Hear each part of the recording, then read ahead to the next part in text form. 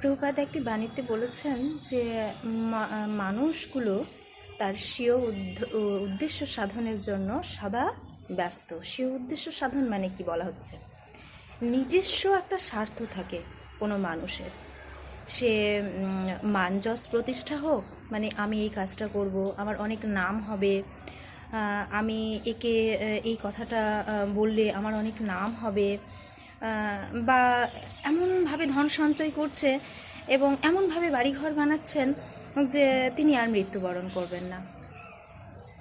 এইগুলো হচ্ছে স্বীয় উদ্দেশ্য সাধন।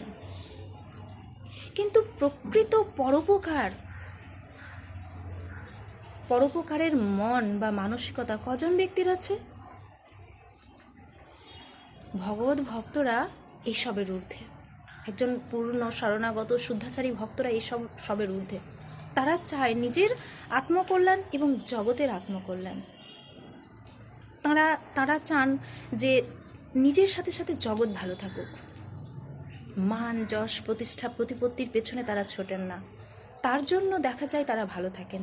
কিন্তু জড়জগতের লোক যে একটা নির্দিষ্ট বয়সের পরও তারা ভালো থাকেন না, তারা কখনো কখনো আত্মহত্যার পথ খুঁজে নেন।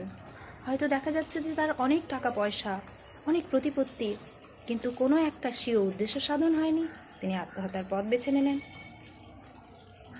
তো এইরকম দৃষ্টান্ত আছে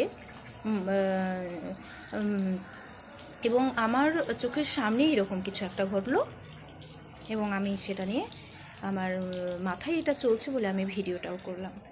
তো জীবনের প্রকৃত উদ্দেশ্য সম্পর্কে জানুন, বুঝুন। এই মনুষ্য দেহটা অবহেলায় অতিবাহিত করার জন্য ভগবান দেননি। হরে কৃষ্ণ।